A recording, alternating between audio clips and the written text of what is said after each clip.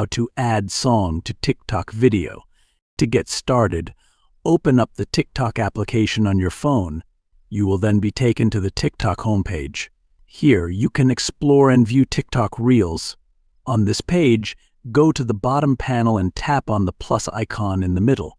This is the TikTok camera screen. Here, you can take photos or videos to post on TikTok.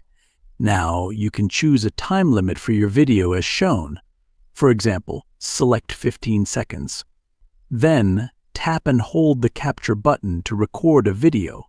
Tap on the tick button beside when you're done recording. You can also edit the video as you like using the edit options on the right side of the screen.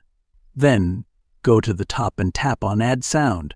Here you can view all the available sounds on TikTok. Explore the sounds and select the one you like to add it to the video. You have now successfully added this sound to the video. After that, tap on Next at the bottom to proceed. Following these steps, you can easily add song to TikTok video.